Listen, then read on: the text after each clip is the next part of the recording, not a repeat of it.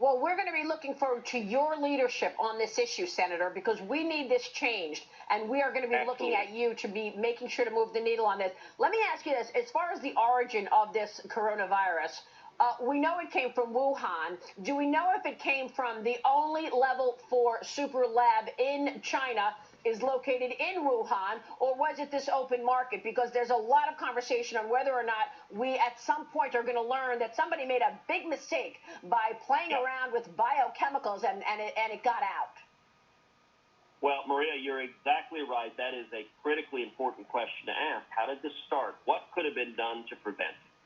The short answer is no. We do not know the origin of this virus. We know where the outbreak first began, and it was Wuhan. And you're right, there is a level 4 biomedical research, the Wuhan Institute of Virology, that's just a few miles away. That is, the level 4 is the highest level of security. We know that at that facility, they were researching highly, highly infectious diseases, including coronaviruses that derive from bats. And so they're researching the exact same type of disease that became this pandemic.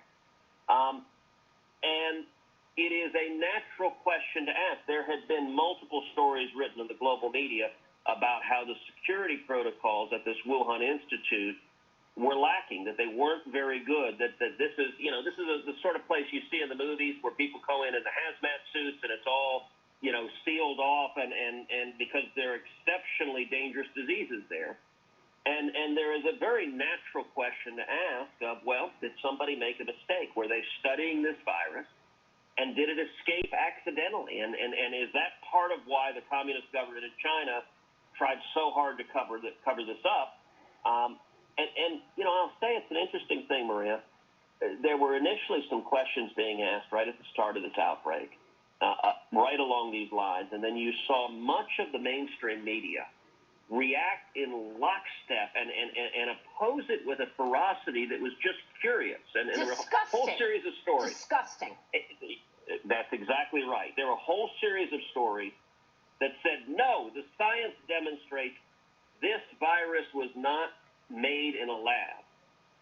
Well, no one is arguing that this is a biological weapon the Chinese army created. In fact, what seems plausible, if not likely, is that this was a virus that was being studied at the lab. That we knew they were studying bats. We knew they were studying coronaviruses. It was being studied at the lab.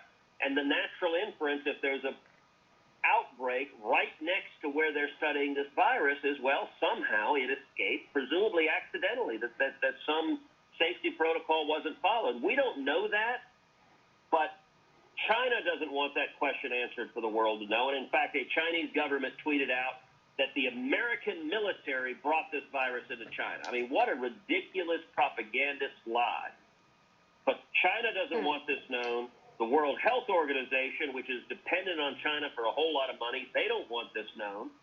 And much of the American media, you look at the big media companies, there are very few things that are more important to them than access to the Chinese market. This is all about money. This is about the network executives saying, we got to get into China. There's a whole lot of money to be made.